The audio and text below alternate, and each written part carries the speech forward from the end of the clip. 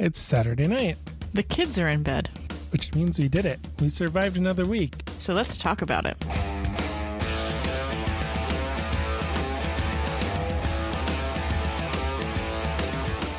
From our latest homebrew project, To kids' crafting projects. just talking life with two young kids and two dogs. Grab your favorite beverage, sit back, Relax. and see where the conversation takes us. Sometimes we don't even know until we get there. This is the Craft Parenting Podcast.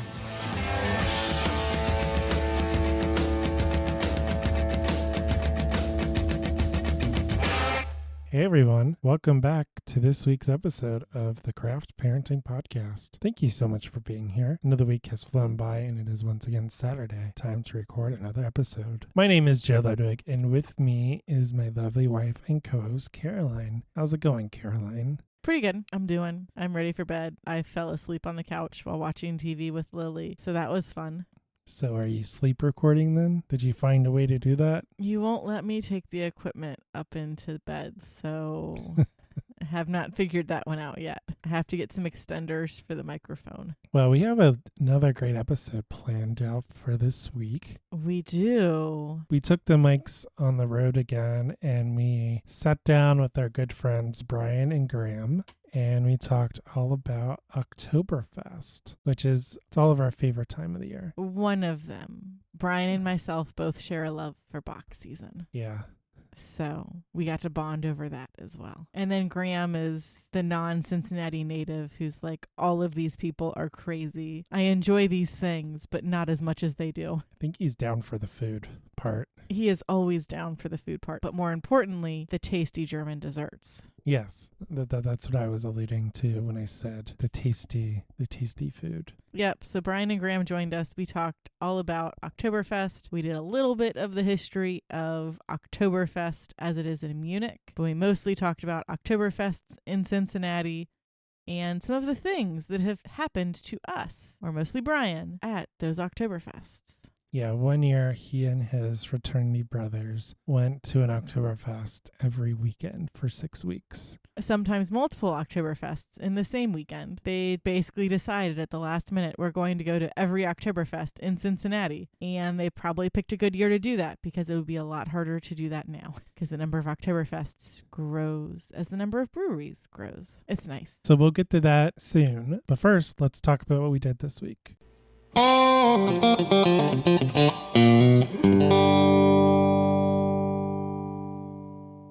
right, so what did we do this week, Caroline? So Sunday, did I get the kids out of the house or did I just keep the kids out of the kitchen? Mom kept Lily out of the house for a while and Elliot just kind of hung out on the floor. So we spent a good part of Sunday morning cleaning the kitchen and the first floor around a toddler and a baby. And then Sunday afternoon, Mom said, hey, I'll take Lily outside so you guys can bottle your beer. I don't think any of us knew how long it was going to take to bottle the beer. Well, I think I misled her and I said, I think it will only take like an hour. And we got it bottled.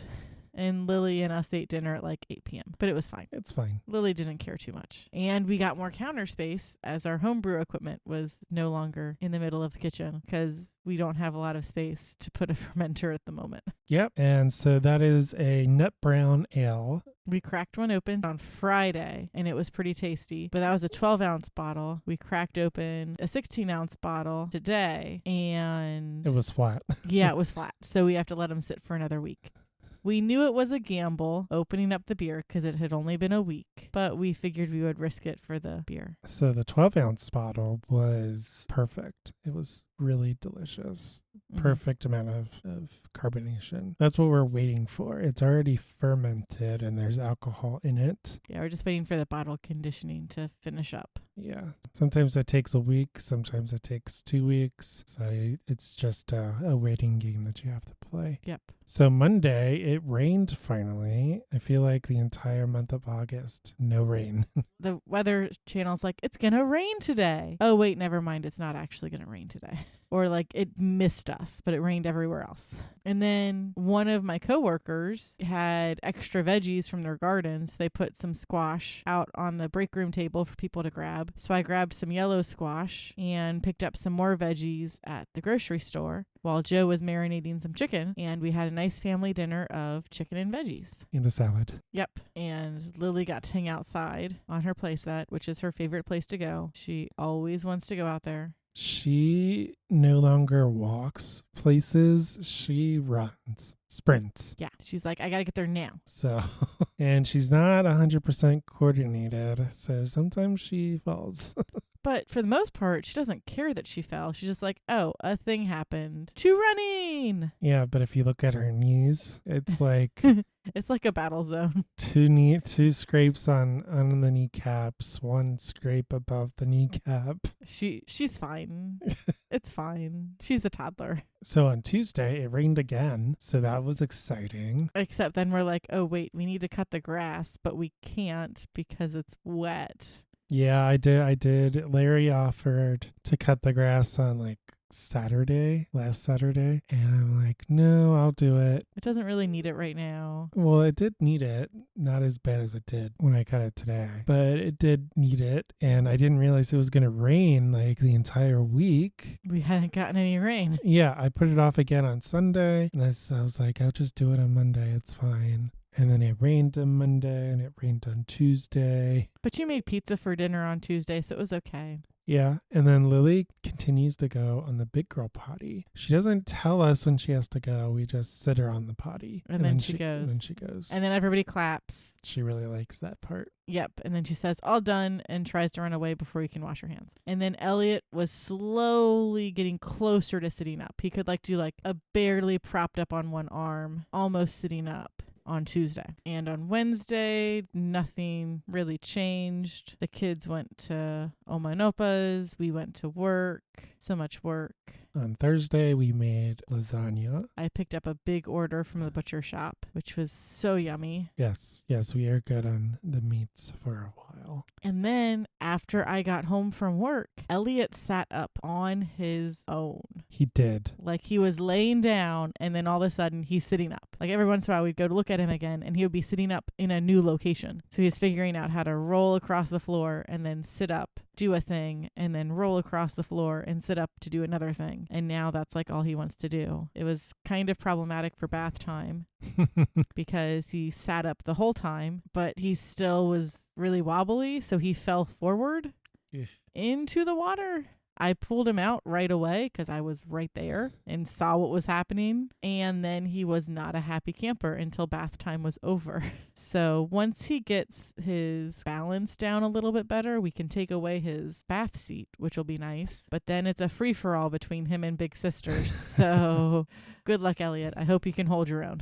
Well, we'll get to that in a minute. Yeah. So Friday, we worked. Larry decided that he was going to deep clean our sunroom. I mean, it kind of needed it, I guess. I think his thinking was we're going to have a bunch of people over for Lily's birthday party soon. Yeah, it's better that he did that now versus the day of the party, what we usually do. Yeah, I cleaned it. The last time I cleaned it was when you were pregnant. Was it Elliot? No, we did Elliot's baptism. Elliot and Lily's baptism. We had people over for that. No, he was on a ladder and he was cleaning the walls. Oh, yeah, we haven't done that ever. No, I have. Oh. I did that when you were pregnant with Lily. I did not know that. Y'all are crazy. But I probably needed it. And Zoe is continuing to shed like a crazy person. Thank you, Husky. Quarter Husky. Yeah. Like every time we turn around, there's dog hair somewhere. And Joe vacuums, and then I go upstairs, and there's a tumble hair rolling across the floor, and I'm like, Zoe, your father just vacuumed. Hold on to your hair.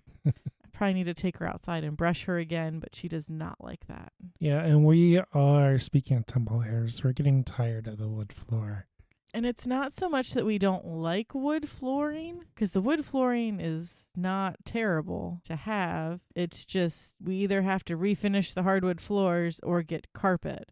And if we refinish the hardwood floors, we have to move out of the house for like 2 weeks and like move out of the house. All of the furniture and stuff has to come out too. But if we get carpet, we just have to get stuff off the floor and it's like 2 days. Well, I think we need to clean up a lot. I mean, for the carpet guys too. We do. I'm looking around and there's just a bunch of stuff everywhere. We're working on it. But they're going to move like the couch and stuff. Yeah, like they'll move the couch. They'll move the dining room table. But like we can put the chairs in the sunroom so they don't have to worry about those. We can move the high chairs. Those sorts of things. All the toys. We have to move all the toys. So hopefully when this airs, we will have carpet, or we will have a date for the new carpet.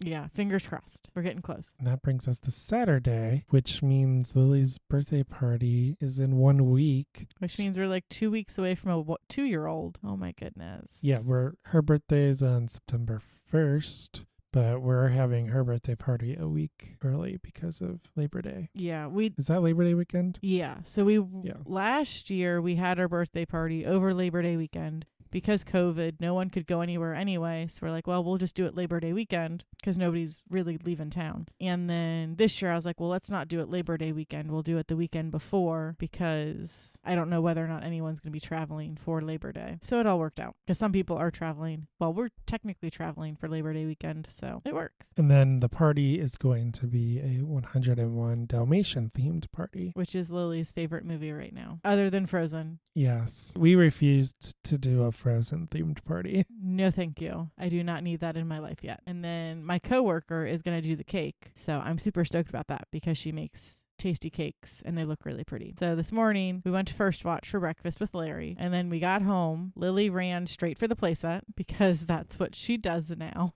Well, before that, both kids sat in high chairs. Yeah. Oh, yeah. At First Watch, both kids sat in high chairs. It was crazy. That was a first because we usually just hold Elliot in our arms. Yeah, because he can't sit in one of the restaurant high chairs because they don't offer enough support. And it's just a 2 or 3 point harness versus the 5-point harness that we have at home that kind of keeps him upright in addition to his butt in the same spot. But we tried it today and it worked.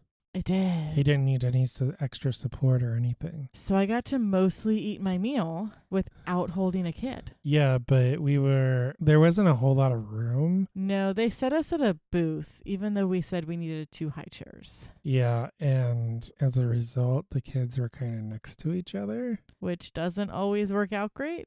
Elliot doesn't mind it. He just keeps grabbing Big Sister. Oh, yeah. Big Sister's not a huge fan of that. And I forget when it was, but we were on a walk somewhere and they were in the double stroller. And do you notice that there was something in Elliot's hand? Oh, yeah. And it was Lily hair? It was a clump of Lily's hair. Like a noticeable clump of Lily's hair. Not like 2 strands of hair. It was like 10 to 20 strands of hair. And like she was rubbing her head. Like something feels weird. And I'm like, oh no. We got this double stroller so Big Sister wouldn't kick you, but now you're pulling out Big Sister's hair. This is great. And to his credit, I guess, she had the 2 pigtails. Yep. So I don't know where he pulled the hair from, but but he was that's what piqued his interest, were the pigtails. I'm sure it was just Big Sister moving around like a wackadoo. She just wanted to get out and run. So we got home from breakfast. I decided that I needed to make a trip to Sam's because I hadn't been in a while. And Elliot needed more diapers because we're officially transitioning to size 4 with our barely 6-month-old child. Oh my goodness. He's about to go into 9 to 12-month clothes because that's what you do when you are a 90-something percentile child. And you cut the grass while we were at Sam's. Yeah. We cut the front yard while we were at Sam's. Yeah, it was bad. Yeah. The yard was bad. So we picked up some much needed provisions with the kids. Elliot did not sit in the stroller because, he didn't sit in the grocery cart. 1, because my wrist is injured and I can only push so much weight. But 2, because I wanted him to sleep. So fortunately, he slept through most of the grocery store. That was his morning nap. And then when we got home, Lily got a snack. You finished cutting the grass, and then we put Lily down for a nap. And we had quesadillas for dinner. Yes. I went to the store as well to Kroger. Oh, yeah, because we needed to do in addition to a Sam's run, we had to do a Kroger run because we haven't done a decent Kroger run in a while. Yeah, Sam's is good for like the diapers and... It's good for bulk stuff that you don't necessarily care what brand you're getting or the specifics about it, because sometimes they'll have pasta sauce, but it'll be a different brand than the last time they had pasta sauce. So like they'll always have like Prego or Ragu and like La Rosa's pasta sauce because we're in Cincinnati. But then like their other brand or two of pasta sauce might change, and they might have the snack bars that you like one week, but then the next week they don't have them because it's just whatever pallet they have thrown out on the floor. So sometimes they have Joe's Starbucks iced coffee, but this time they did not. So my hubs needed his iced coffee fix or cold brew fix, whatever we could find him. Yeah, so I'm not super picky. You said Starbucks, but I'm not really super picky. Well, Starbucks is the only brand that Sam's will carry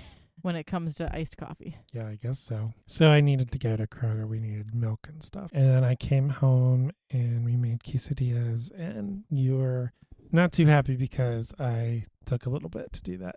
You did take a while, but I had been preemptive, and I had started to brown the ground beef. That helped a lot, actually. It did, but otherwise we would have been eating at like 9. Yeah, but my wrist did not appreciate it. So I was like, yay, I'm going to go lay on the couch now and not do anything the rest of the night. Peace out. That's what we did this week. Yeah.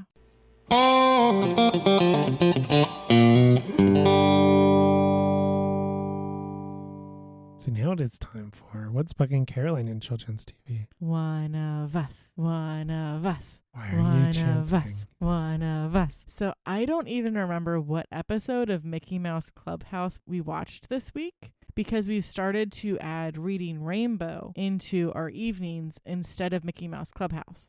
We were watching Mickey Mouse Clubhouse. I was like half paying attention because I've seen this episode before. I mostly know what happens. And you're just like yelling at the TV. Like not loudly, but like, what? That's not how that works.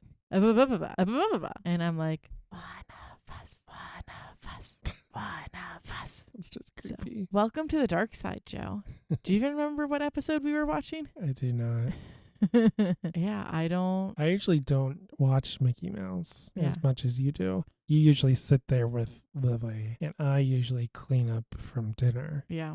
Well, welcome to the dark side. We're glad to have you. I love you. So now we are going to cut to our interview and conversation with Bryan and Graham. We're going to pack everything up. We're going to do a whole shebang, and then we're going to come back. Magic. So Bryan and Graham, as we mentioned, are really good friends of ours. Bryan is my oldest friend. We went to grade school together. He was in my wedding. I was in his wedding. I used their pool way too much the summer I was pregnant with Lily. Yeah. Though in my defense, they never kicked me out of the house. So they could have done that.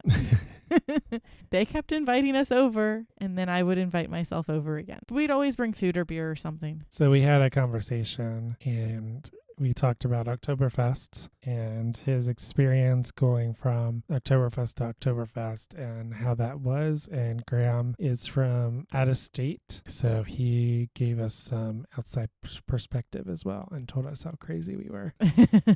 So let's pack up the microphones and let's go talk to Bryan and Graham.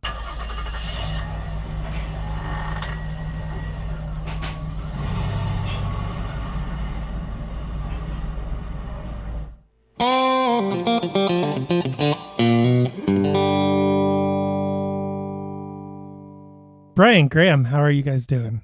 Doing well and happy to be here. Yeah. Yeah, thank you for inviting us on. Yeah. Assume that we had some nice little intro paragraph about you guys. All good things. Loving friendship. We've known you guys. Well, I've known you guys for 10-ish years now. I don't even know how long Bryan and Joe have known each other. Second grade, first grade? First grade. Joe and I met each other in first grade. Oh my Yeah, goodness. probably in Cub Scouts. So that's 25 years, 26 years, Yeah, something now like we're- that. We're dating ourselves. Welcome to the podcast, and thanks for being here. Why don't you start off by briefly telling us about yourself? Yeah, my name is Bryan Havertepe. I went to grade school with Joe, so I'm from the west side of Cincinnati and have never escaped. I'm married to the lovely man to my right that will introduce himself in a little bit. We love to cook. We love to drink just about anything. We love to travel, as well as music and dancing and Oktoberfests. Graham? Yep, as Brian said, I am the husband and newbie to Cincinnati. Gosh, I moved here to Ohio about a decade ago, and I've done stints elsewhere in Michigan for a little while, but Cincinnati and Brian kept pulling me back, so here I am. I mean, Cincinnati does that to people. You either escape or you stay here for the rest of your life.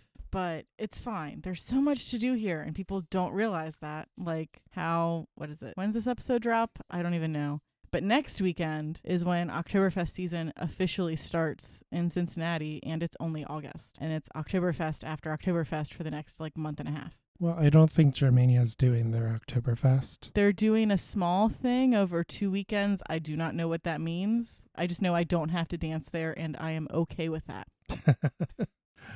So as everyone alluded to, today we are going to talk about my favorite, your favorite, Caroline, I'm looking at Caroline, your favorite part of the year. And Brian, you are also an Oktoberfest enthusiast. Well, we'll get into that. Yeah, so it's Oktoberfest season. Yeah, and you may think Oktoberfest, isn't that something that happens in Munich? Like, what does that have to do with us in the States? But Cincinnati is a very German city, so there are quite a few Oktoberfests throughout the city all season long. So, Brian, I recall maybe the year after I met you at one of the Oktoberfests, you going on and on about how you were going to go to every single Oktoberfest in the city. And I was like, who is this crazy man? And how did he get with my conservative husband who would maybe consider doing something like that, but definitely not the way that you guys did? Yeah, I think that had to have been 2012, I would think. Yeah, so almost 10 years ago. And yeah, we started by going to Germania, which is always the first one of the year. And then there's a whole slew of other very small Oktoberfest all over the city. And then there's also Cincinnati, which is the second biggest Oktoberfest in the world next to Munich. Mm-hmm. We pretty much went to 1 or 2 a weekend for 6 weeks straight. That was a lot of beer. But just it was a few liters. A lot of beer, a lot of Ubers, and some nights passed out on the floor at my parents' house. So it was a really good 6 weeks, but I haven't repeated it since. So we'll leave that in 2012. Did you get a cup at every single one? I think I took the Don Schwaben cup to every single one, so I didn't have to pay for the new cup. Oh, good. Yeah. I mean, even with all of the Oktoberfests that we've danced at throughout the years with the Donauschwaben, we have not been to every Oktoberfest in the city. But we also get really picky. And while Donauschwaben is our home and we are a little bit biased to it, I can even say without bias, it is the best Oktoberfest in the city. Yeah. I think you're right. Yeah. So we'll get into that. We'll get into a little bit of the history. But first, we each have some delicious liquid in front of us. Well, mine's almost gone, but... Oh, well. That's okay. We have refills. Yes, we do have refills. And they're free of charge. Ooh. Wow. Good, because I didn't bring my Oktoberfest mug. I think I've got 30 in the basement. There's one over there. I would not use it, though. No, that's the homebrew Stein. That's purely for homebrew. So let's go around the table real quick and tell everyone what we're drinking. I'll start. We're all drinking Oktoberfest. I think that should be pretty clear. I mean, it's the second best fest, so... Yeah, all the local breweries and regional breweries decided to... I feel like they release their Oktoberfest earlier each year, which is kind of concerning because Donauschwaben's Oktoberfest is, we were talking about Germania, that's the first Oktoberfest. Donauschwaben is the final Oktoberfest, first weekend in October, shameless plug. But as these breweries release earlier and earlier in the year, that means we have less and less beer choices at the end. Yeah, because we are the last. I want my 25 plus different beers on draft. So you better keep some, talking to these breweries, they better keep some around to send to the Schwabs. I'm drinking a Fretboard Oktoberfest. Fretboard is a local brewery here in Cincinnati. They are based in Blue Ash. We talked about them before. They're kind of a music-themed brewery where they mix live bands and... Yeah, they usually have live music there, I think, right? Yeah, they have a stage, live bands and beer. And they used to have at least food. Let's call it Oktoberfest all year round at Fretboard. Let's just put it like that. Yeah, so I have their can here, and they have a guitar pick and a guitar fretboard on it. This is 5.5 ABV, and I don't know what the IBUs are, but It's really tasty. I am drinking a Brinktoberfest, which really, if you're going to name a beer for the Oktoberfest season, just mashing your name in Oktoberfest is totally the way to go. It's traditional Marzen style lager, and it is 5.7%. And I forget what the IBUs are because they're not on the can. Something really low. It's nice and sweet and Malty. And yeah, I would drink this again. I am drinking the Great Lakes Oktoberfest, also a Märzen-style lager. 6.5%, 20 IBUs. Great Lakes is a local brewery to Cleveland, Ohio. It's right near their market, and they have really good food there, too. I mean, they're really well known for their Christmas ale, which I usually buy about 10 cases of for our Christmas party every year. So And at the rate they're going to release it in September. probably, yeah. Yeah, when all the Halloween stuff is already sold, in September. Yeah. Because we already have pumpkin beer. Hey, I still need to get me some of that Taft's Pumpkin Pie Frisch's collab. I want that in my belly. That does sound very good. It was really good. We had it. You had it. I had it.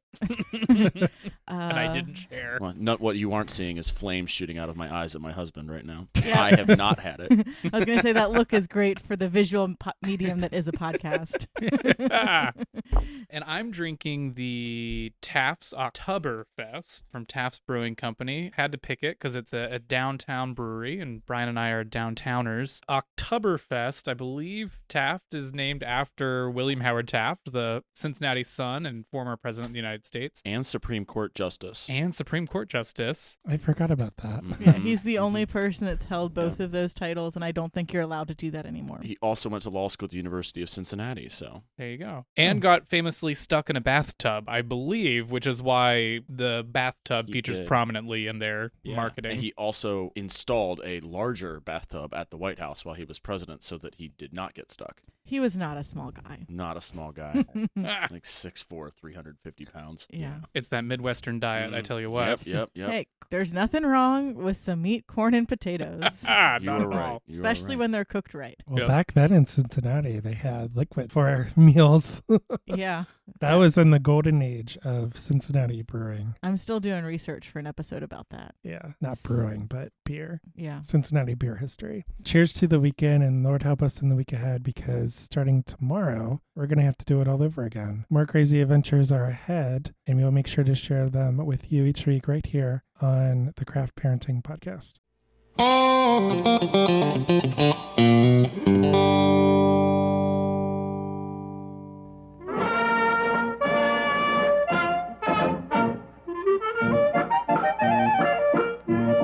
So this is a very brief history about Oktoberfest, the original Oktoberfest in Munich, Germany.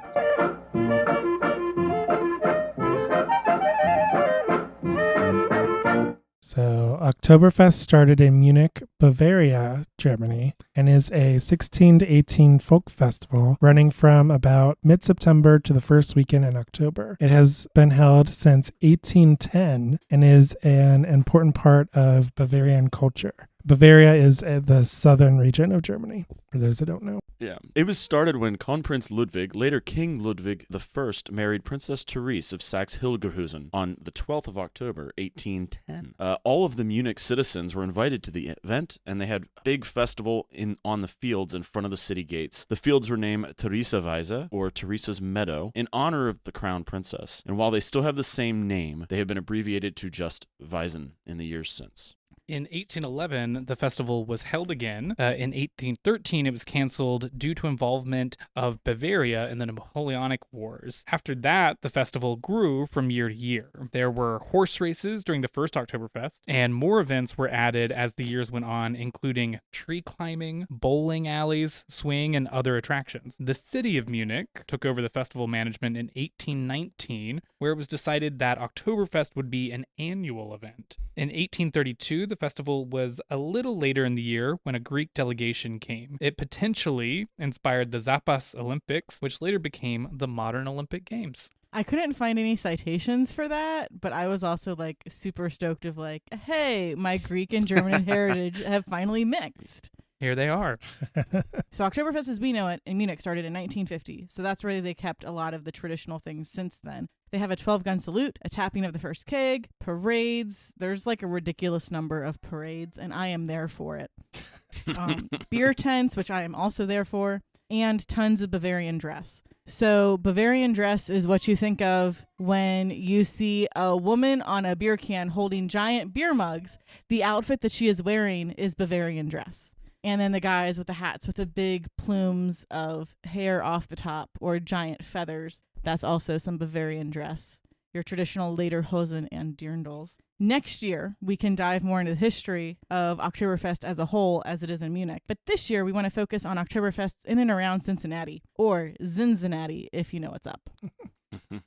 Fun fact about Munich Oktoberfest before we move on. We talked about the grounds that it's on. They start building the tents in July, even though the festival isn't until mid-September. I mean, you need time to construct those tents that are only temporary. Yeah, they are huge, huge tents. Waiting for the year when they just say, here, we're just going to have these permanent structures here all year I don't long. know why they don't. I saw them constructing it when I went to Munich in 2013. I went to multiple cities, but Munich was one of them. Also, they only serve beer brewed within the city limits of Munich. So that's pretty cool. We're going to talk briefly about that. So there are multiple types of Oktoberfest beer. They're all lagers, and they're mostly consumed in September. In 1810, the beer of Munich was a Dunkel, a dark lager. But by 1872, Marzen, an amber lager, which is what we're more used to, was introduced. The beer served in Munich these days is a little more pale than a traditional Helles, but brewed to be a higher gravity, so that means it's like 2% higher ABV than most of the beers that you're used to seeing. In America, we're more likely to see Dunkels and Marzens, as the beers we make and consume are more based off of the old Oktoberfest beer styles. The Brewers Association breaks down Oktoberfests into two styles. They have the German style Oktoberfest Weissen and the American style Oktoberfest. While there are many places that make Oktoberfest beers, if you want the real deal, there are only 6 local breweries that serve at the Munich Oktoberfest: Paulaner, Spaten, Hackerschor, Augustiner, Hofbrau, and Lowenbrau.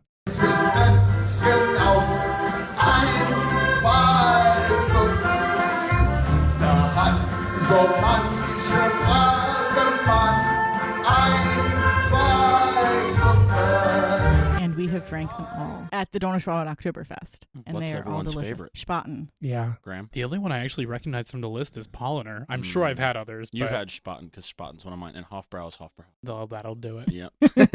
I like Paulaner though. I don't Yeah, want to disparage it. I know, I'm with Joe and Caroline. Spaten, all the way. Yeah, and then it was... Augustiner and Hofbrauhaus are close seconds. Yeah. Mm. And there was a very big tragedy for, what was it, like 3 or 4 years, where our distributor for the Donauschwaben couldn't get Spaten in kegs anymore. There was some kind of dispute somewhere down the line where we could not get it in Cincinnati. They could get it in Kentucky, but then we can't carry that beer across the border because that's kind of illegal and whatnot. So all we could get it in were cans. Yeah. So we were going through cases and cases of cans because all of the Schwabes still wanted to drink Spaten. So with that context, next we're going to talk about Oktoberfest in Cincinnati, which, as we said, goes from August to October. So longer than the Munich festival. And then for context, the downtown Oktoberfest, or Oktoberfest Cincinnati, is the same weekend that the Munich Oktoberfest starts. Yeah. And then the Donauschwaben Oktoberfest is the same weekend that the Munich Oktoberfest ends. So we kind of have a nice little bookend with the Munich Oktoberfest. Oktoberfest Cincinnati, while it's not my favorite Oktoberfest, it's still a really good Oktoberfest. And then Donauschwaben, I mean, I'm not biased. We're not going to pick favorites. We're just going to talk about them. And Brian, hopefully you'll have some funny stories to share. I have a couple. Just a few. Yeah. So for Oktoberfest in Cincinnati, we'll focus on the ones we've been to, but you can see the full list curated by the Gnarly Gnome via a link in the show notes. For the most part, all of the Oktoberfests have live bands that play, serve some tasty food, and not all of it is quote-unquote traditional, and they serve lots of beer. Brian's going Bach beer. I'm sure we'll do a podcast on that festival of Cincinnati as well. That was our second episode. Oh, you've done one. Ooh. We can always do another one, though. That's fun. So that is the annual celebration that Cincinnati throws for my birthday. I mean, I do recall people there saying, I'm so glad that Brian's birthday is this weekend so we have this chance to get together. Huge party and the parades. Yeah, it's perfect. So as we've said, Germania's Oktoberfest is usually the last weekend in August, and it's the first Oktoberfest that opens up the season. So this year it's 2 weekends and smaller than usual. I don't quite know what that means, but by the time this episode drops, I think both weekends have already happened. Yes. So I hope you enjoyed them if you went. When they have their usual Oktoberfest, they have a nice large beer garden that's open. There's some amusement park rides that you can get on. Tons of food available. Usually they partner with Warsteiner for their beer. So you can get Warsteiner beer pretty much anywhere in the whole park. And they have a lot of fun live bands that play. And usually the Donauschwaben dances on Friday night? No, Sunday. We dance on Sunday. Sunday. In the middle of the day. And it is always, without fail, the hottest day of the year. Mm-hmm. Super humid. It makes the beer worth it, but the dancing is not so much fun. Yeah, we do an hour show. All the dance groups do it. Not the older group, but there's the little kids, the middle group, and the youth group, and then the Schuhplalers. So if you're dancing 2 groups, which we have done in the past, you dance at the start of the hour and at the end of the hour, and hopefully you chugged a beer between those 2. Yeah. That's where I split my lederhosen because it was stuck to it was just so gross. Yeah, no, Germania's, we didn't go into our little German festival year of like, oh, we wanted to do this the first time. It was just a group of 3 or 4 friends, and we just said, hey, let's go to Germania. It's Friday night. And so we drove out there. You park on the side of the road, and you try not to get hit while you're walking in because they have 0 parking there. They've gotten better about shuttle services the years past. That's good. Because it's a little sketchy where you have to park there. Yeah. But we sat down and had beers, and we were just like, well, let's go to the next one next weekend. Let's go to Newport. And then it was just, well, at this point we've gone to 3. Now we have to go to the other 6. It's just natural. If I'm drinking 1 beer, I need 8. So that sounds perfectly reasonable. It tracks, doesn't it? That's something that we would do. Yep. And I'm actually surprised that we have not done that before. We're not going to do it. Seeking out Oktoberfests. Yeah. Well, it's usually because we go to dance and then, we'll stay here for some food. We'll stay here for some beer. And it's like, we got to go home at some point and take care of the dogs. Or go to school. Yeah, or go to school. Yeah. Homework. I think you should wait till you have 2 toddlers, like fully fledged toddlers to do this and just do something absolutely crazy. I mean, Lily loves the dance floor. So as long as there's a dance floor. We recently did go to Donauschwaben for Donauschwaben Day. And that was the first weekend in August. Man, it was outside. They had a live band there. Like a horn band, not like a guitar band or whatever. Yeah, we hadn't even been there like 5 minutes, and she had already had a new best friend, and they were dancing all over the place. And we're like, okay. Yeah, she was in a dress. The little girl was in a dress. We actually know the parents of that little girl. I mean, yeah, we've been to their wedding. I went to her baby shower. Like, we hang out with her all the time. So yeah, so it was. They're fun people. It's not like we told her together, but yeah, Lily does like to dance. We were talking about Frozen earlier and how she likes to sing Frozen songs. She goes in the kitchen and she just spins. I'll do the Brinktober unless Graham wants that. No, I'm good. All yours. I just want 1 sip. Yep, I want 1 sip of that. Joey's been raving about that Fretboard Oktoberfest. I'm stealing a sip as well. Oh, okay. There we go. Pass it around. Take one down. So the question is, can Lily do the chicken dance yet? Has she mastered that? We have not taught her the chicken dance because I do not want to open that can of worms. That's that is totally an American thing. Fast forward 3 weeks, she'll be singing "Let It Go" while doing the chicken dance. I can totally see that happening. Our daughter is amazing and sometimes scary with how fast she picks stuff up. Yeah, so the fretboard has a really nice smoothness that I like. The flavor, I don't know, I'm kind of torn. Between the West Side and the fretboard. I mean, they both do really good traditional beers. So yeah. This Emancipator from Moorline, which is their Doppelbock, I believe. Yeah. Yes. Pretty heavy on the content. It's actually really good. It's very caramely and kind of smoky. That's why Bock season is the best season. It's the best season. Yeah. And that's not just because it's my birthday. It doesn't taste skunky to you? This particular can does not, no. Okay. Yeah, so like nice. Next year, Elliot will be won by Bachfest. We'll have to see if we can shove the kids off at somebody's house and do Bachfest the way we haven't for like, I want to say 5 or 6 years now, just because we turned into old people real fast after we got married. Yep. I mean, I don't complain about it too much though, because we like our routine. But yeah, because we used to go out to Bachfest all the time. Not to drink though. Well, we went to dance and then we'd end up drinking and Yeah. Then we learned that we couldn't really drink Bock beer like we wanted to. And then we learned how to drink Bock beer, so it's fine now.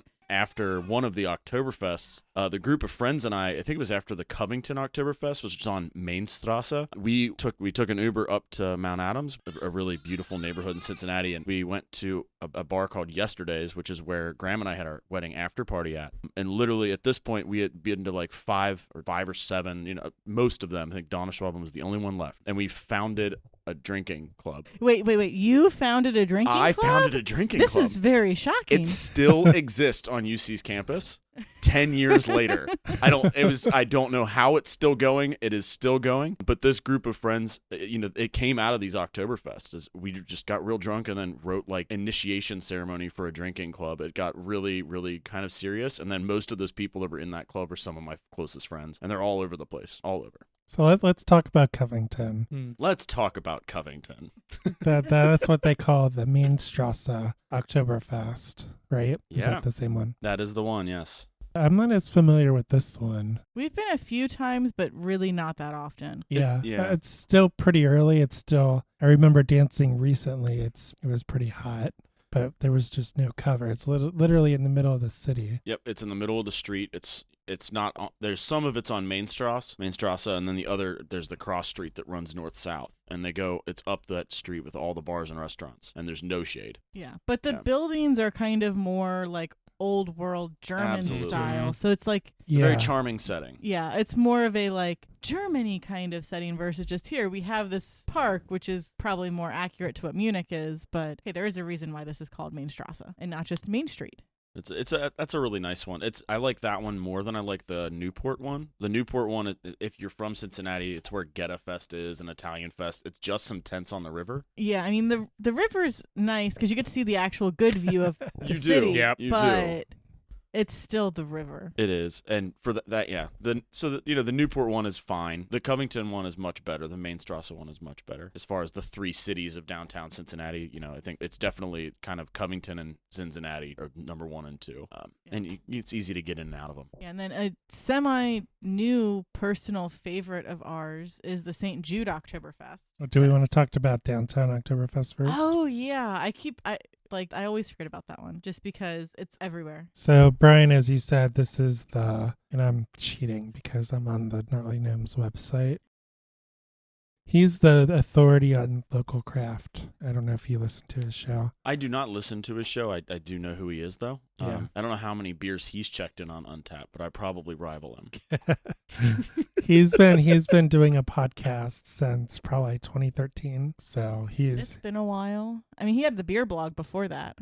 Well, he's on volume 7. So Volume 7. 7 So years. that's years. Yeah, that's incredible. So that's the podcast. That's a lot of beer. Yeah. I appreciate it. Yeah, so this is from his website. I'll give him credit. So Downtown Oktoberfest, it's in the middle of the month in September. It's downtown Cincinnati. They changed the location from 5th Street to 2nd Street. Which I am like super bummed about, but will accept. Man, this Oktoberfest is huge. It spans multiple city blocks. Probably 10 city blocks. Brian's I think counting. it's 6 blocks on 5th Street, and then it expanded out onto the north-south streets, 1 block in each direction. So, yeah, pretty big. 3 stages. Yeah, and now that it's down on 2nd and 3rd Street, it's just massive. I mean, Yeah. it's like 8 city blocks long and 3 city blocks wide. There's way more space down there. Yeah, the roads are a lot wider because you don't have as many Yep. tall skyscrapers in your way. There's Yep. no coverage, though. There's no shade. Yeah. Yet. Yeah. I mean, they planted a bunch of trees. So in about 20 years. In 20 years, there'll be shade, but by then they'll cut those trees down, redo the sidewalks, and put twigs back in. Yeah. So that's just And how then, it works. I mean, this has always been historically, this has always been the case. So 2nd and 3rd Streets is right where Paul Brown Stadium, now it's Heritage Bank Arena? I don't know. I believe so. Heritage something arena, and then the Great American Ballpark are.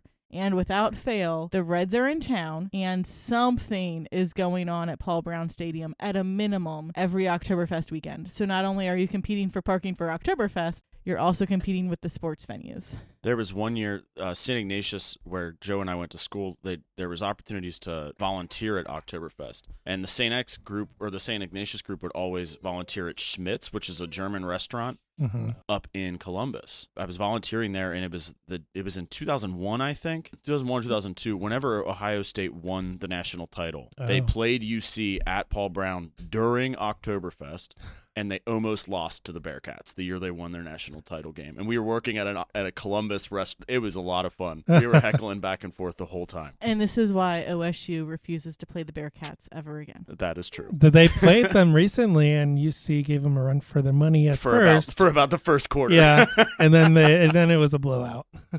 Yeah, I think Graham probably had to listen to me complain about that. We actually just a couple talked times. about UC Bearcats football. So we talked all about how we were season ticket holders and stuff. So yeah, Oktoberfest Cincinnati, that it's huge. I believe this is kind of a criticism. I don't like it because it's so big, but it does have that, if you like crowds, that is the place to go.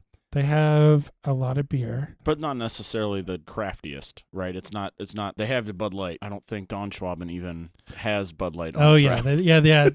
Yeah. So Bud Light is the one beer that they have 2 taps of. Yeah. In general, it's just bigger. It's less intimate. They do have authentic entertainment. The Donut Schwaben dancers do perform there. There's also country music and Chinese food. Chinese food. So, I used to live literally right there on 2nd Street, and it was on 5th Street when I lived there. For me, when I drive home, it takes up 2nd Street, and it just causes a mess traffic-wise because those 2nd and 3rd are so big. Yeah. But I think it's really cool that Cincinnati has an event like Cincinnati. Yeah. I think, and that it's well attended. It's well attended. I mean, I don't know how many people come, but for some reason 500,000 over one weekend sticks in my head. Oh yeah. But it's a big event, and it's really cool for the city to have something of that size. And you mentioned that it was earlier that it's the biggest Oktoberfest outside of Munich. Absolutely. And we are sister cities with Munich. I know a couple of people they do like a sister city, they used to at least, a sister city like trade, like you live there, we live there sort of thing. It was like really interesting.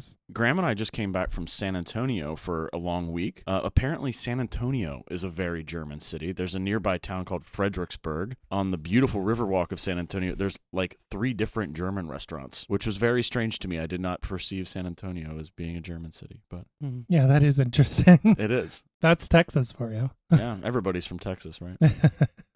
Graham's not. I'm not. No, you're right. You mentioned that it's huge, but it's also one of the places where I don't think they have Liedersteins, but they do have Steins. They're much smaller. Yeah. But by the time you get your beer, you have to go back in line because the lines are crazy. Yeah. I just bring my Donut Schwaben one again. They don't really like that, but I do it anyway. No, they don't like it because we do it. Yeah, they don't like it. And I said, fill it up anyway. Graham, you're not from Cincinnati. We've mentioned this several times. Yeah. So how crazy are we? I mean, I'm thinking specifically about Cincinnati. I think what I like about it is that it's probably got one of the more diverse beer selections, right? Like if you were to count the number of unique beers that you could have at any one Oktoberfest, Cincinnati probably takes the cake. But I think you have to think about it differently. I don't think about Cincinnati as an Oktoberfest in the same way that I do when I go to Germania or Don Schwaben. It's just like a celebration of beer that happens to be in the fall. And if you approach it in that way of like, I'm not going to Oktoberfest, I'm essentially just going to a beer festival, then I think it's a lot of fun. But you do have to be strategic about getting in line and knowing where to avoid the crowds and where to get the beer quick. There's an art form to it. There is an art form to it. Have you figured out my art forms yet? Go to the booth where there are not people currently standing. Well, honestly, at Cincinnati, I think a lot of people go to get the Vorsteiners, the very, very huge. They're not going to the 50 West booth. They're not going to West Side Brewing's booth. So in general, it seems to me at that particular festival, it's easier to get the better beer. No one's waiting in line for it. Whereas at Donut Schwaben, all of the beer is that good, and everybody stands in line for it. Yeah. Although the line is much shorter. Well, we do have people do complain about the lines at Donut Schwaben. I mean, they're not the lines at downtown, but they do like to complain that the lines are long. Well, we'll get to that. Oh yeah. We'll get to that soon. The next one on the list that's kind of a big one. Oh, we can talk about this. The Uberdome. Do you have? At Christian Moorline Lager House. Yeah, during Cincinnati Oktoberfest. It's really interesting. So my uncle owns one of the oldest butcher shops in Cincinnati. It's being a meat cutter is something that kind of runs in the Blay family. My uncle, that's my mom's brother-in-law. His dad has been a butcher forever. I think he's like 97. He worked until he was like 92. Oh my goodness. Both him and his wife would come into the butcher shop once a month and hand make sauerkraut balls from scratch at the shop. And Moorline, I think they still get some meat from my uncle, but especially at Oktoberfest time, they would order like 3,000 sauerkraut balls from us for the Uberdome. And in would come Grandma and Grandpa. They get their scales, they get their things, they get their pads to save their feet on the concrete floor in the butcher shop, and they just go at it for like a whole weekend. Oh God, they're just the best sauerkraut balls. So while I don't really go to Moorline very much anymore because I don't live across the street from it anymore, they can put out some good food there. Oh yeah, the Lager House is great. Yep. But the Gnome says the Uberdome is back this year. It's coming back this year. They had this green space on the side of the Lager House along the river, right there in downtown, and they were like, screw it, we're going to build a tent, like a Munich Oktoberfest style tent. Just this huge, massive thing. We're going to use up this green space. It's not as big as something you would encounter at the original Oktoberfest, but that's kind of the style that they were going for. And they sell VIP tickets, and they have their own food and beer, of course. So we haven't paid to go there. But we were hired to dance there. They paid us. I was still working at La Rosa's. So yeah, they said they had a stage. They do. For us to dance on, but the band was on it. And we're like, we can't do it. We can't dance when there are instruments on the stage. The band is on a break, but where are we going to dance? Yeah. So that was problem number one. Problem number two is that it was really windy. Yeah, they were worried about the structural integrity of the tent. Jeez. This was like in 2012. Yikes. This was right when it opened. Yeah, this was a while ago. It's a neat concept. I like the concept. On the space next to the river and next to Roebling, it's a beautiful location. Oh, yeah. It's just the execution, questionable. Well, I don't know. I mean, it was a really windy day. Like, it was unusually windy that year, which is why they were worried about the wind. Well, and I want to say that there was a festival that it had happened not crazy like soon before it, where a tent had collapsed due to winds and people had gotten injured, and they were like, it didn't happen in Cincinnati. This is maybe the Lady A concert in Indianapolis. Probably the Lady A concert in Indianapolis. Yeah, I remember. So they were like, okay, we are being super strict about everything because we don't want anything happening. Did you guys go to Loveland? I don't think Loveland had one back then. Yeah. Yeah, a lot of the Oktoberfest on the Gnarly Gnome one, I'm like, oh, they have an Oktoberfest? That's new. There's one, it's not Cincinnati necessarily, but Springboro near Dayton has a great Oktoberfest. Yeah, we danced there one year. They order all of their meat from my uncle's butcher shop. So 100% of the food at that Oktoberfest comes from a local butcher shop made from local foods. Nice. Yeah, a really cool one that actually I haven't been to. Cover my face in shame. There's always this year. There is. Challenge accepted. Graham works in Dayton, so that's easy enough. I'll meet you halfway at home, babe. Yeah, there we go. I didn't know about this Springboro one. Mm-hmm. There we go. I know what I'm doing one night. You'll have to come up. All right. Let's get a hotel. Well, because we're not going to be able to drive home. Nope.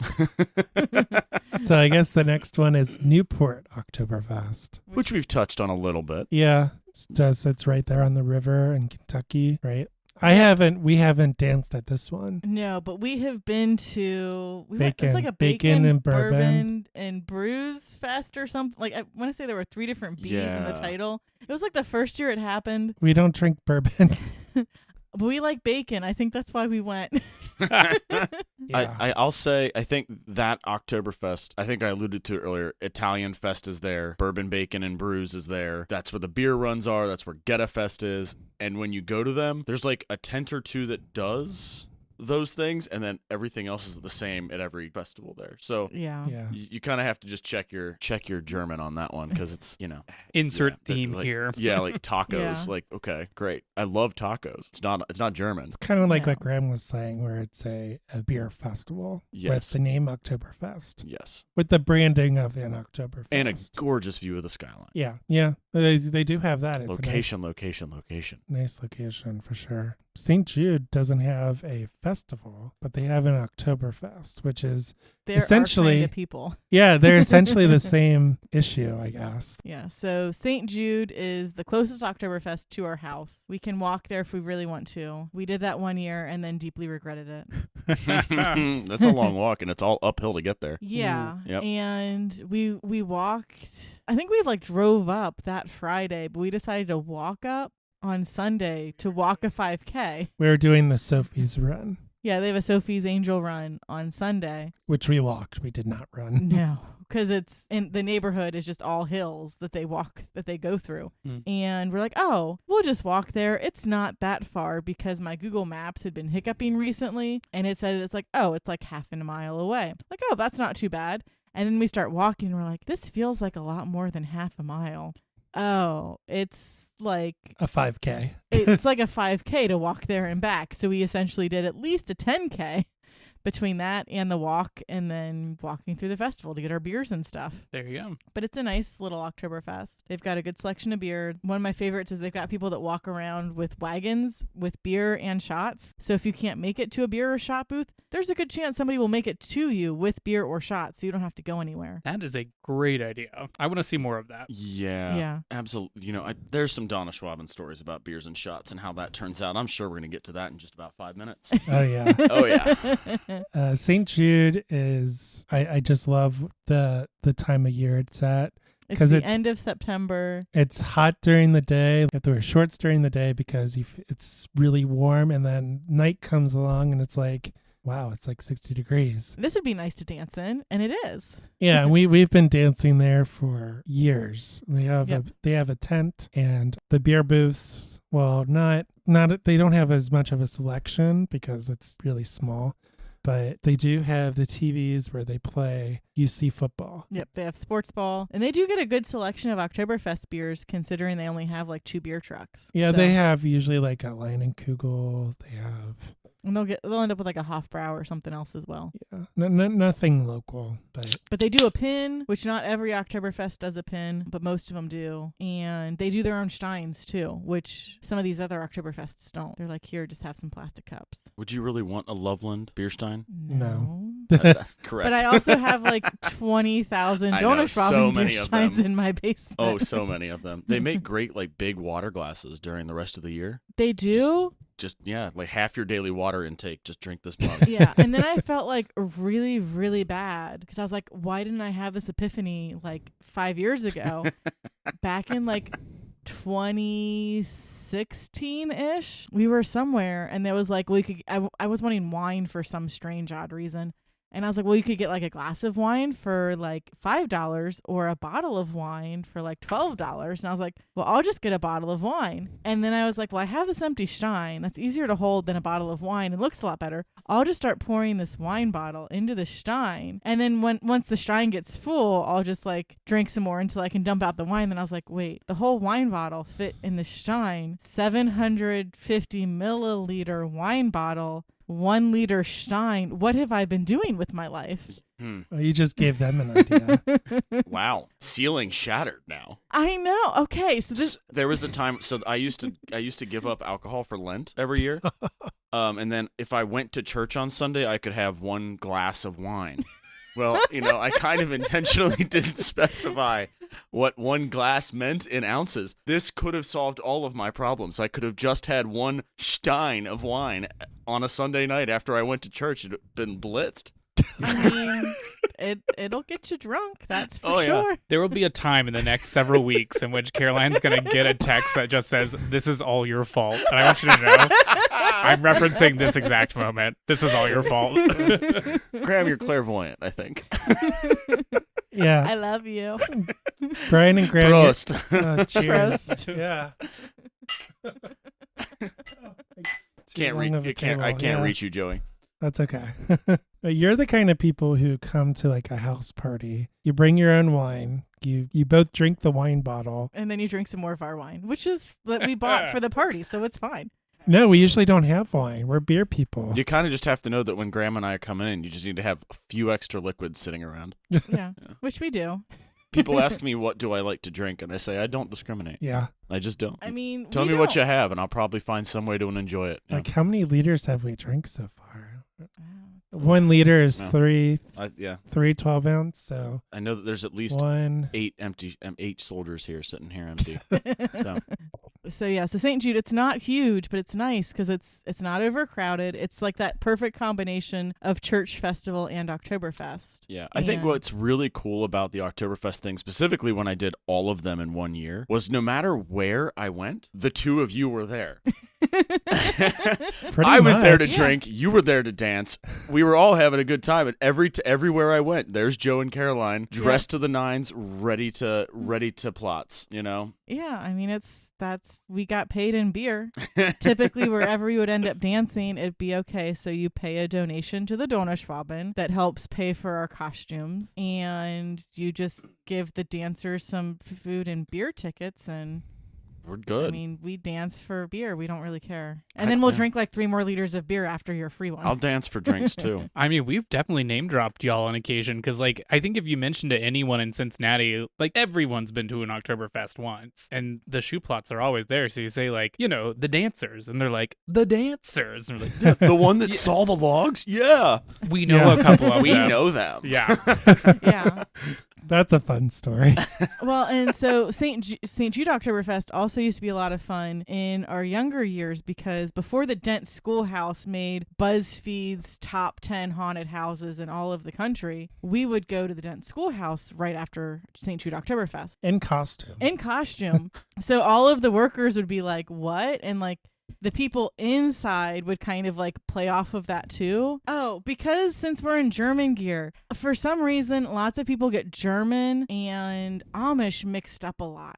And we just would get like super annoyed. We just were like, we're done with trying to explain to Whatever. these people We're Amish, what's going on. apparently. So we're like, yes, we're Amish and we're on, wait, what's that word? Oh, Gomsprung. We're on Rom- Gomsprung because Romspringer. Gomsprung was one of our dances, and I couldn't remember Rumspringa, Rumspringa. so I would just say Gomsprunga, and they had no idea what that Well, was yeah, that talking sounds about right. either. And so we would just have these people convinced that we were Amish on like our do whatever you want time, and we're like, Just let me grow my beard out. Do you think they were like meaner to you or like less mean? Because they're they like, were just really confused is more of what it was. They're Yeah. like, why are you dressed like that coming to a haunted house? There was a year or two where the Dent Schoolhouse paid a guy and a girl to go around and walk the lines, like dressed in full makeup. And their names were Jasper and Jinx, and they were supposed to be like friendly ghosts or some shtick. Kind of like the Joker and Kind of like the Joker and Harley Quinn-esque. yeah. And so they would do like little YouTube videos and like try to kind of like promote the show on the internet in addition to like going the line and like harassing people. And so they found us, and like I actually ended up dancing with Jasper for like 20 seconds because they got the whole German thing. They weren't stuck on Amish. I But thought they said Amish. no, it was other people in line that would say Amish. Okay. But so one year we were going through the last portion of it, which was a chainsaw that year. And all of a sudden we hear the chainsaw noises and I'm like, okay, this is great because it's just me and Joe that year. And I'm like holding on to him. And then all of a sudden I hear, Joe Ludwig? He's just like walking us to the end of the haunted house, just having this nice conversation. It was really funny. He was the guy in the end trying to scare the crap out of people. He would pin you against the wall. Oh You know, my it was with a God. chainsaw. That doesn't have a chain on it. So Yeah, it sounds it's like a safe, chainsaw, but yeah. it's definitely not dangerous. And then it was our turn to go. And then he was trying to scare us and he just stopped. He's like, Joe Ludwig? Because we're in our full German gear, so we're a little bit more It recognizable. was so funny. And so then we just oh my bust out God. laughing. The people behind us are really confused as to why this guy's not scaring anyone, but I think they were fine with it. So the next year, we had finally graduated to taking Joe's little sister and her best friend with us because, heck, we'll pay for their tickets. It's just funny to watch them try to go through this haunted house. But we're going to be cheap about it, so we're only going to pay for the base tickets. We're not going to pay for fast passes. And we've been in line for maybe like 15 or 20 minutes, and I'm like, I don't want to use the bathroom here because it's a porta potty, but I really have to pee. I'll just go and use this porta potty. Okay, the workers say that they emptied it on Thursday. It's only Friday. It should be okay. And as I'm walking to the bathroom, I hear, Joe Ludwig's girlfriend? And I'm like, yeah, that's me. Well, he was security that year. He wasn't. Sans chainsaw this time. Yeah, he didn't have a chainsaw this time.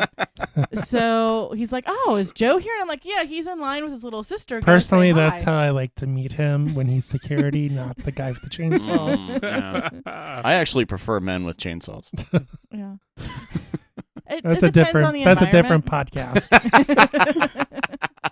So I get back and they're all talking. He's like, oh, hey, we'll get you guys to the fast pass line. And there's nobody in the fast pass line. And we've still got like 3 or 4 switchbacks to do before we get up to the front. And we're like, oh, sweet, sure, yeah. And the girls are like, no, we're not ready for this. And we're like, yes. And then we terrify them through the whole haunted house. And it was great. I miss those years. There's a couple of other Oktoberfests in between they're all on the same, I guess, weekend. There's Saunders. There are only so many weekends. Yeah, so there's Saunders Oktoberfest, which apparently they have a lot of land. I haven't been out there. They're up in Mason, so. Them and there's a fretboard one too. That same weekend. I want to say March. No, it's not March 1st. It's what was the first one? The first one? Yeah, like around the same time as Listerman, up north. Mount Carmel? Yeah, Mount Carmel. They have a lot of outdoor space too, I think. Yeah, they just Mount Carmel does, yeah. They just remodeled a bunch of stuff, and we have to take the kids out there. We need to do what our friends are doing that are like our parents' age, and we need to go to a different brewery every Sunday with the kids. So that's what my parents and we do. So during Bengals season, every Sunday, Dad and I are in front of a TV. As soon as the Bengals inevitably screw the pooch, either lose in the first round or don't make the playoffs altogether, all winter long, every Sunday we do a different brewery and usually try to do food. We try to do the dog-friendly one so we can take our dog with us. But Sunday brew day it's a great day. Yeah, we need to start doing Get on that train. Yeah, it's just hard with the naps and stuff. Yeah. So once they're away from the nap.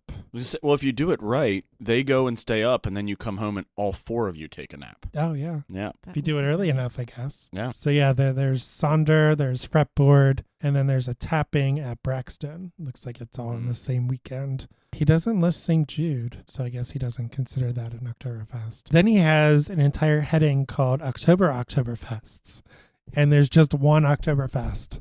One could say the best Oktoberfest because it is actually in October. Yeah, and putting Donauschwaben on its own list is probably a good decision. Yeah. Yeah. And he misspelled Donauschwaben. Oh, no. So where are the people of the Danube from now? It just says Donna Schwaben. Well, no, he spelled it right up top. But at the bottom, it's people he of Donna. Spelled it wrong. It's people of Dana. Dana, yeah. It's Dana Schwaben. Well, I have a friend, Dana. She's a lovely person. So be happy to be her minions now. So I wrote a blog post about Donauschwaben, so I won't go into too much detail here. Let's let Graham have the first crack at Donauschwaben. Yeah. I want to hear the complete outsider's input on this one. Okay. Yeah, so it's the first weekend of October. And then Graham, take it away. Yeah. Man, that's a tall order. I will say, I mean, it is my favorite Oktoberfest, which I don't think is a divergent opinion from the rest of the table right now. Mainly because it is in October, which is the outsider coming in was like, you mean there's Oktoberfest not in October? What are we doing, Cincinnati? So I like that it's in October. I like that it's cool. You know, it's jeans, it's sweaters. It feels like a celebration. And I like that it's small, right? It has that kind of old world charm to it in a way that I think some of the others that I had been to hadn't. Because you lose some of the detritus. You don't have like... Detritus. Could you explain that for the crowd?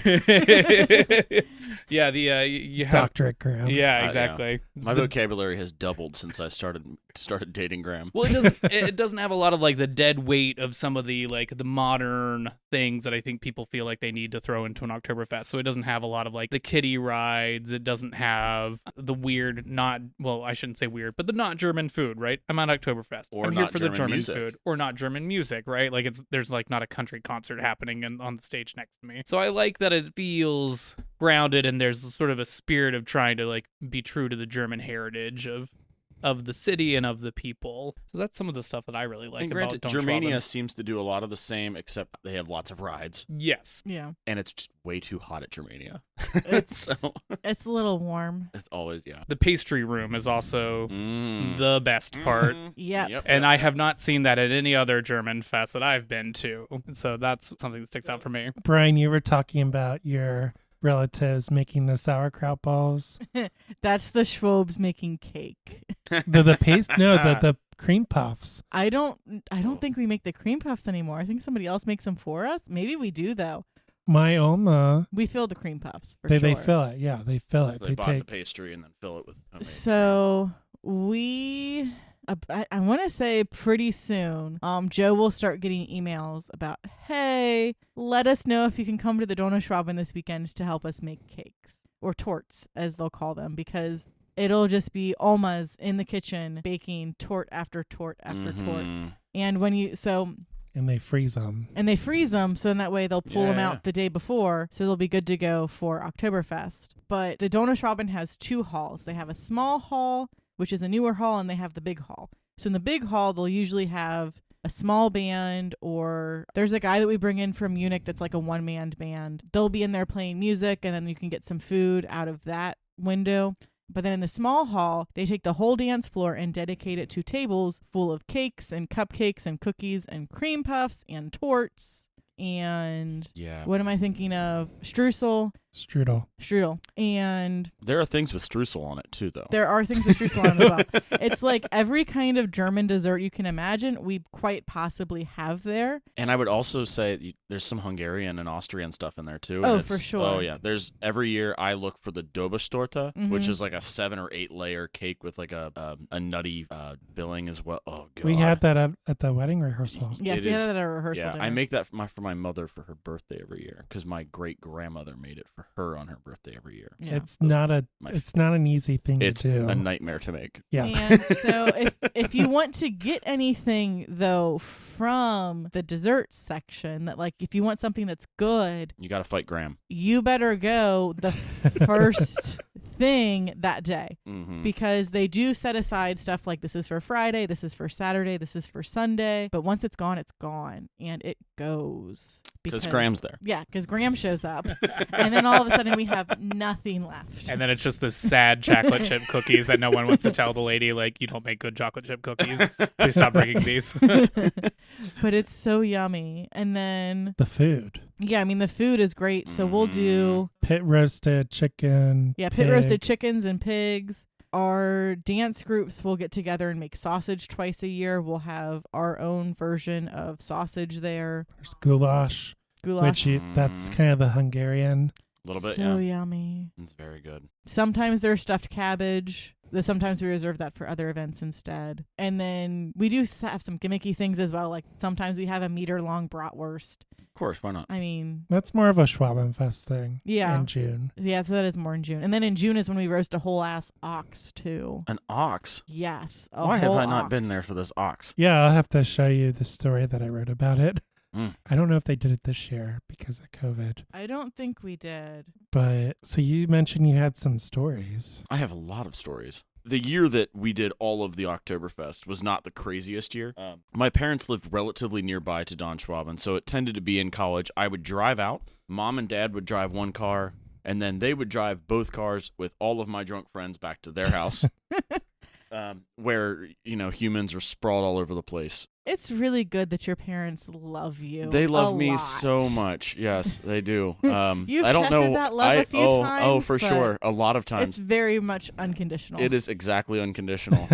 So I think the first year in college we got out there, and I think we were like 3 or 4 liters of beer in before my parents got there. And that particular night, I rode in the car my mom was driving home. Oh boy. And I don't remember that drive. So, yeah, I've been blacked out in front of my mom. I don't think that's a normal thing for people to have a life experience that way. The next one, it's not embarrassing for me, but it's embarrassing for my friend he's getting married soon. I just went to his bachelor party. We were at Donauschwaben once again, probably 2 or 3 liters of beer in. And then we go to the liquor bar at Donauschwaben. I think I was there for that. You were there. So Starry Nights. So it's a combination of Goldschlager and Jägermeister. So it looks like a Starry Night because it's black, but it has little specks of gold in it. Oh. And it's a pretty rough shot, and it's really strong. That's an understatement. I think I had issues that night as well. I think everyone did.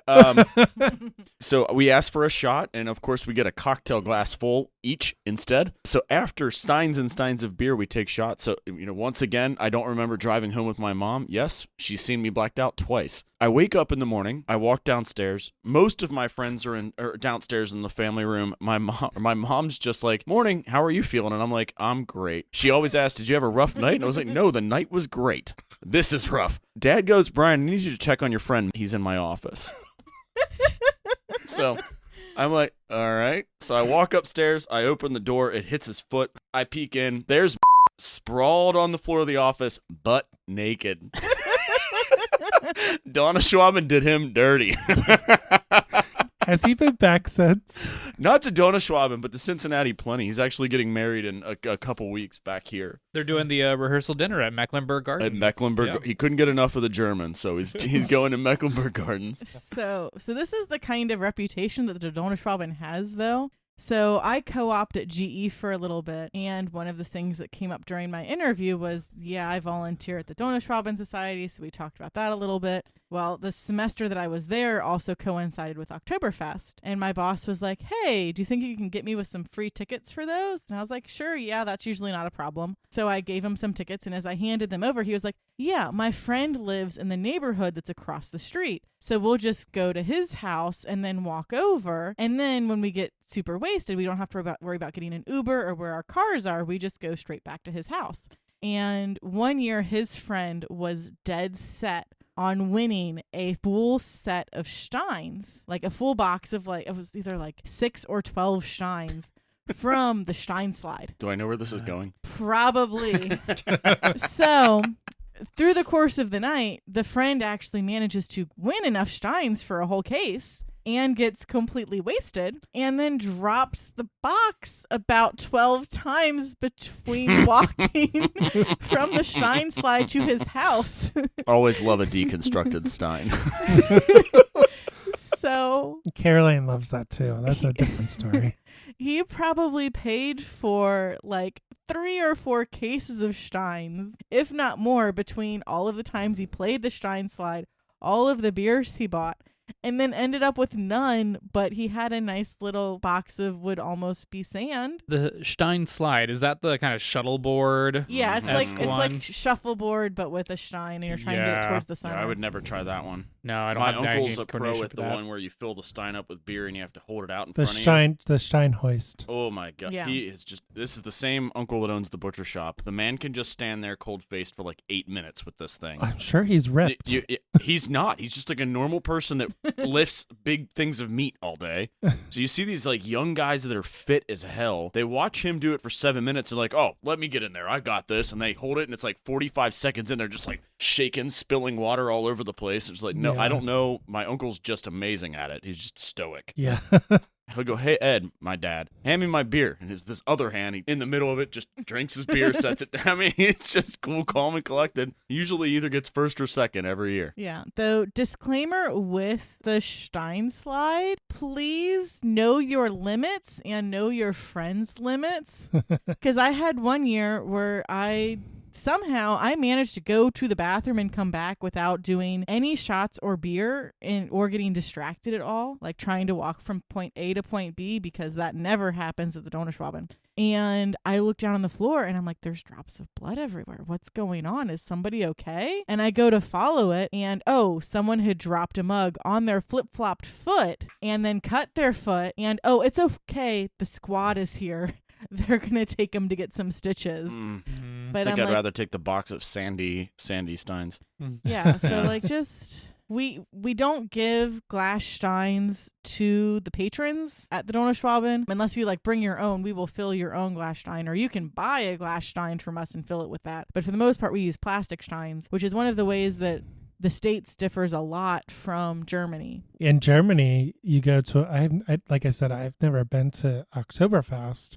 I've been to something called Brezelfest, which is pretzels, not in Munich, different city, different town, very small. But you go there, you say Pils or Dunkel, I guess. No, I think it was like Heffa, Pils or Heffa, and you give them €10 or whatever, and they give you this big glass stein. And then if you return this stein, they give you like €3 back or something. So it's like a deposit system. I guess they have a way to clean it out and stuff. It's just really different. I can't see the States ever doing it. Oh, no. But like something like that, because people would just steal the steins. I mean, sometimes people do that. So, but I think Germany is also more environmentally friendly, and that they don't want to give out disposable cups. Well, and the fact that the drinking age there is 16, though really it's socially acceptable to go out at like 14 with your parents and have a beer, versus the States where it's 21. So they've been around it. They're less likely to get completely off their rocker drinking beer. Yeah, they don't go over. I mean, I'm sure some of them do go overboard. I don't want to generalize, but they don't. They also probably have public transportation, so if they do go overboard, it's a lot easier to get home. Yeah. Yeah. Something tells me that they're not getting a whole cocktail glass of a shot either. No. So No. the lovely thing, the lovely thing about the Donauschwaben is that it's a family. So like as I was saying before, like me being able to go to the bathroom without getting stopped at any point is very rare, because Absolutely. It's like, oh, hey, I know these people that are at the bar. I'll go talk to them for a second. And then, oh, hey, y'all are about to do a shot. Oh, you want me to do a shot too? Well, I'm not driving home tonight. Okay, I guess that's fine. And then like 30 minutes after I told Joe I was going to go to the bathroom, he's like, hey, where are you? And I'm like, I'm about to walk into the bathroom. Haven't made it there yet. Yeah, plan your time accordingly, right? Yeah, because you just see everybody. Like, we're not necessarily in it for the money. We're in for spreading the culture, the oh my goodness. I'm not going to be able to say it now because I've been drinking too much. The Gemütlichkeit. Yeah. Yeah. We want everybody to have fun. And my favorite year was the year we had the Hansi Challenge, where we had an unofficial challenge. It was an unofficial challenge, not sponsored by anyone. Please drink responsibly. We had 33 beer taps at the Donauschwaben between our in-house taps and all of the beer trucks. And we had 32 different beers on draft. Now, we only had 32 different beers on draft on Friday because we only had so many kegs of each beer. So once we run out of a keg, we're going to put something else on draft. But the funny part of it is, the only reason why we had 32 different beers on draft instead of 33 was because of our distributor agreement, something. We had to have Bud Light inside and outside. So we had to have a tap of Bud Light inside and a tap of Bud Light outside. And then that slowly grew as we had more taps that went in blue and we didn't have things to replace them with. But the Hansi Challenge was to drink. Did anyone do it? 32. If anybody did it, it would have been Hansi, because Hansi's the one who runs all of Oktoberfest, so he knows everything that's on draft. He literally knows what there's only one keg of, so he knew what to drink on Friday night. Yeah, but it truly is more of a like family kind of environment. And the Kinderplatz is lots of fun. We got stuff for the kids, even though nobody ever finds the Kinderplatz tent because it's in the back. It's not with all the main sets of other tents. Yeah, I was like, there's a kids tent here now. Yep. There is. Yeah, it's right next to the playground. Yeah. Yep. They've got like kid Plinko and kid mini golf. My mom ran it for 20 years. Yes, she did. Yep. And Brian, we would get our service hours We sure would. Yeah. by volunteering at a beer festival. You don't need to know why I'm volunteering. Hashtag German as fuck. No, I think that you talked about family and you talked about getting distracted just trying to go to the bathroom. That's kind of Cincinnati in a nutshell, isn't it? I mean, Graham is sometimes annoyed and sometimes stunned by just how many times that we can't go anywhere without seeing 14 people that I know. Well, Brian, That's me, but that's Cincinnati in general. Yeah.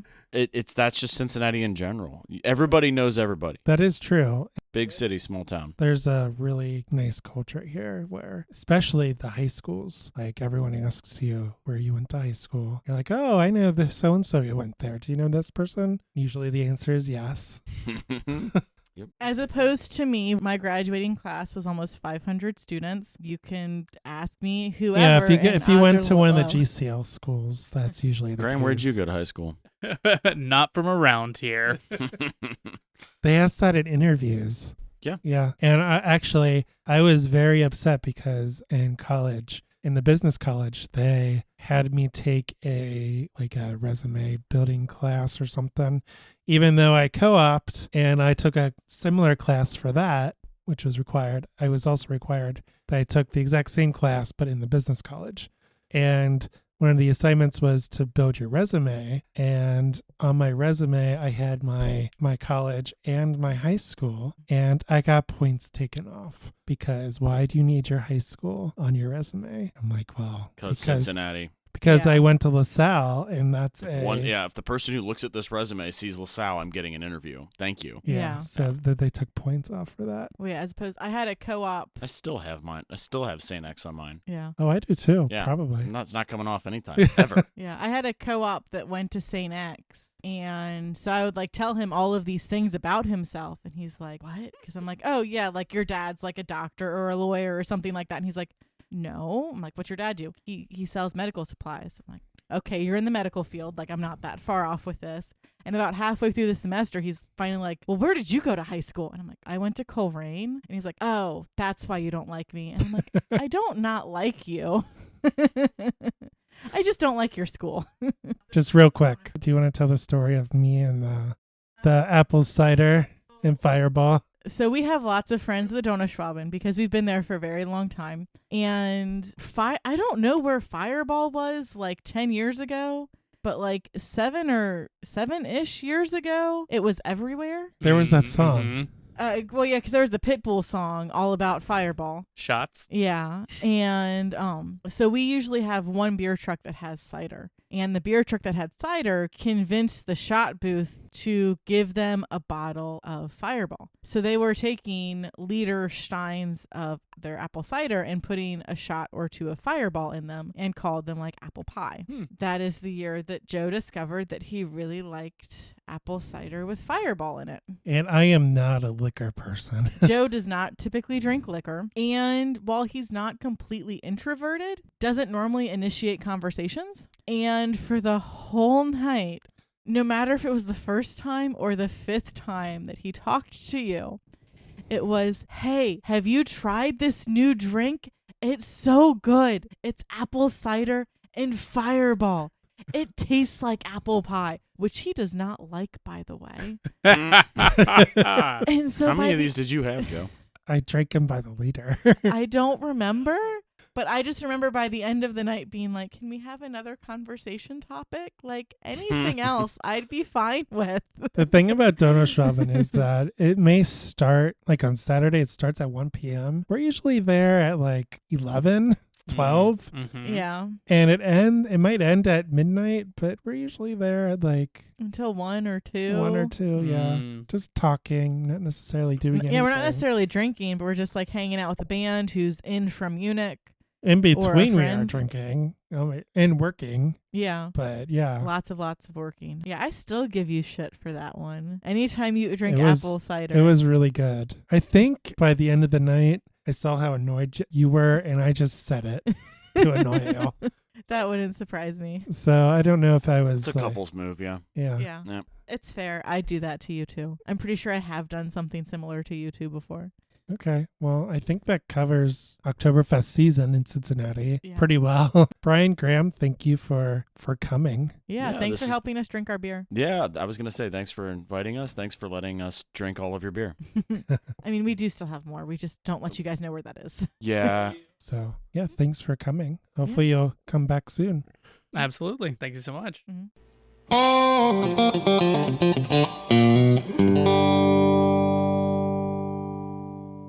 We hope you enjoyed that interview / conversation / drunk storytelling.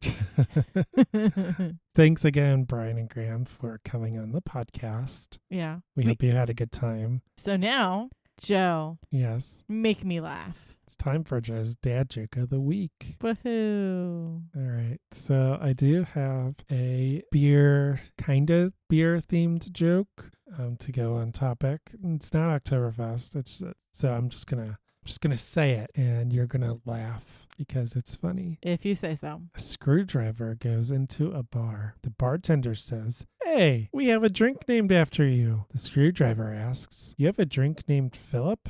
But Wow. cue the applause. Oh my goodness. Who let you buy that audio pack? That does it for this week's show. Thanks so much for listening. We want to hear from you. If you have ideas for a show topic, if you have comments about a previous show, maybe you really liked it, or you learned something new, or perhaps you have constructive criticism. There are many ways to get in touch with us to let us know your thoughts.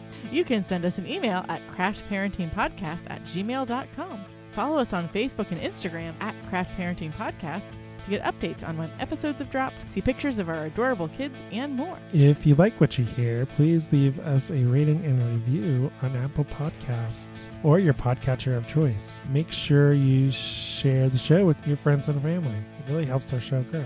You can also send us stuff like craft supplies to our awesome P.O. box. Or pineapples. Or pineapples. Steven is still waiting to get some pineapples. He really misses pineapple in his life. All this information is available on our beautiful website, which is www.craftparentingpodcast.com.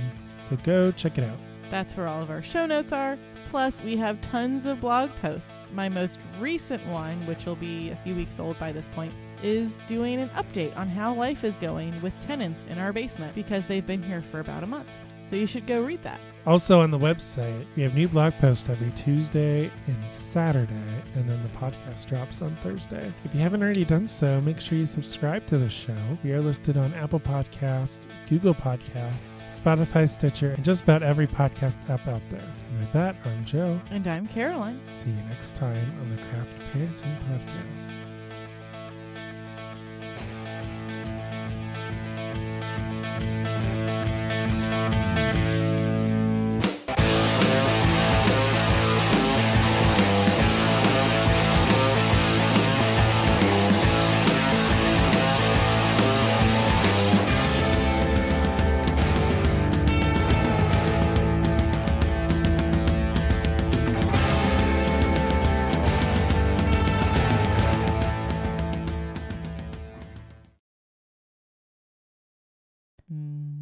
Oktoberfest. Cream puffs. That's just creepy. Maybe we can figure out how to do ASMR stuff with these microphones. We should send that to Steven. Or is Hillary the one that doesn't like it? Or did they think that we don't like that? I think they think we don't like that. Oh. I don't know. Hillary was the one that kept saying it over and over again. She was. So yeah, our good friends Bryan and did I already say that? So Dude Dad bought a fart pack. And it was around the same time that they were working on a video about his wife's first trimester of pregnancy. Yeah. And so he was just, because it was him pretending to be her through her first trimester. And so he just like stand in random places and then play the fart noise. And they did a react video where she watched the video and she was like, I don't fart that much. And then when she got up out of her seat, there was another fart because he's like, look, we paid a lot for this fart pack. We need to get our money's worth. It's like you with the applause. I guess the more you use it, the better value for our money. We should spend that money on yarn instead. Okay. Except I'm broken and can't knit right now. Do you want to learn how to knit? I can teach you. I'm good. So it was started when Kronprinz Ludwig. Oh, we gave you all the German words. Are you fine with that? I got it. Yeah, you want me to handle those? I got it. So it was started when Kronprinz Ludwig, later King Ludwig I, married Princess Therese of Saxe. Saxe-Hilgerhausen.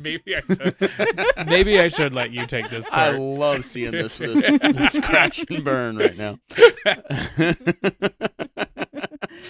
We still love you. Yeah, for those of you that have not met Graham, Graham is a dual citizen, not German, he's from the United States and he has an English citizenship as well. So you can, keep your English as your first language. That's true. Now, just because I'm talking doesn't mean you have to rush back because incredible edible interneting. Yes. Editing, not internet. Keep getting that red versus blue sketch stuck in my head. Joe just makes all of it disappear. I do. This is my obligatory podcast, Time as a Construct. Elliot! Joe said I had a friend because I found a plush doll out of the toys next to me. Yeah. It has, I think it's a unicorn, a blue unicorn, but it has a rainbow Santa Claus hat on it. And a rainbow horn. And a rainbow horn. I don't But it's a candy striped scarf. And an awesome scarf. So. Yeah. I don't even know where that came from. It's a dog toy that your sister might have given to Zoe and Clara for Christmas, but Lily took it. Oh, okay. We didn't mention the pink mohawk. So Oh. It's a unicorn with a pink mohawk. It's very adorable. I know. I think I'm going to adopt this look. I'm going to shave my head, pink mohawk, rainbow hat.